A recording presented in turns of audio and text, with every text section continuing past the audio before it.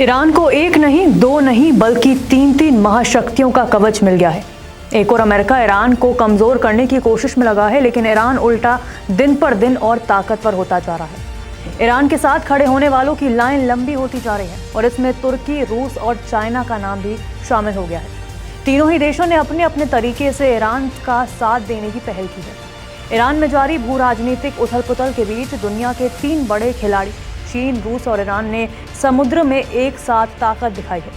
तीनों देशों के युद्धपोत दक्षिण अफ्रीका के तट पर पहुंच चुके हैं, जहां शनिवार से संयुक्त नौसैनिक अभ्यास विल फॉर पीस 2026 की शुरुआत हो चुकी है। इस एक्सरसाइज को सिर्फ एक सैन्य अभ्यास नहीं, बल्कि अमेरिका और उसके सहयोगियों को खुला संदेश माना जा रहा है। अभ्यास का आधिकारिक मकसद समुद्री व्यापार, शिपिंग रूट्स और आर्थिक गतिविधियों की सुरक्षा बताया गया है, लेकिन इसके सियासी मायने कई ज्यादा गहरे हैं। ये ड्रिल 16 जनवरी तक चलेगी। इस अभियान में ईरान का सबसे विशाल और आधुनिक युद्धपोत आइरिस मकरान भी शामिल है, जो चीनी और रूसी नौसैनिक जहाजों के साथ समुद्र में मोर्चा संभाले हुए है।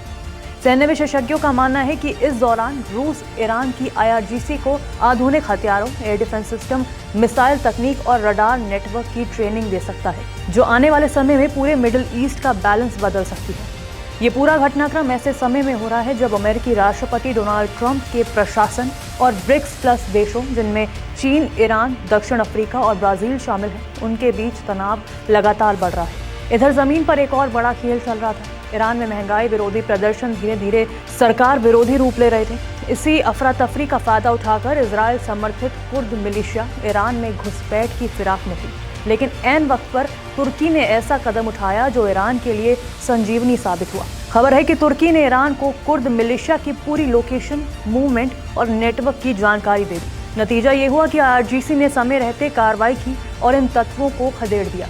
एक्सपर्ट्स मानते हैं कि तुर्की अच्छी तरह जानता है, अगर ईरान कमजोर पड़ा या वहां सिविल वॉर जैसे हालात बने तो सबसे ज्यादा फायदा सिर्फ इजरायल को होगा, और वही इजरायल जो तुर्की को भी एक मजबूत ताकत के रूप में नहीं देखना चाहता। ईरान में अस्थिरता फैलाने को लेकर CIA और मोसाद पर लगातार आरोप लगते रहे हैं। बताया जा रहा है कि इस संबंध में डेनमार्क के जरिए भी ईरान को अहम इनपुट मिले हैं। इसके पीछे एक और बड़ी वजह बताई जा रही है, अमेरिका की ग्रीनलैंड पर टेढ़ी नजर। विश्लेषकों का कहना है कि अगर अमेरिका मिडिल ईस्ट में ईरान की सरकार बदलने में कामयाब होता है तो अगला टारगेट ग्रीनलैंड होगा। यही वजह है कि तुर्की और डेनमार्क जैसे देश अब खुलकर अमेरिकी इजरायली मंसूबों को समझ चुके हैं। सबसे बड़ा सवाल अब अरब देशों को लेकर है, जिन पर हमेशा ग्रेटर इजराइल का खतरा मंडराता रहा है। क्या ये देश पर्दे के पीछे ईरान में सत्ता परिवर्तन की कोशिशों का साथ दे रहे हैं, या फिर इस बार ईरान के साथ खड़े होकर अमेरिका इजराइल की रणनीति को नाकाम करेंगे?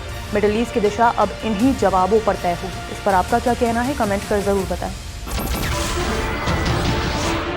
नमस्कार, मैं हूं मानक गुप्ता। अगर आपको हमारा ये वीडियो पसंद आया हो तो इसे लाइक और शेयर जरूर करें, और हाँ, हमें सब्सक्राइब और फॉलो करना ना भूलें, ताकि आप देश और दुनिया की कोई खबर मिस ना करें। तो जुड़े रहिए हमारे साथ और देखते रहिए News 24।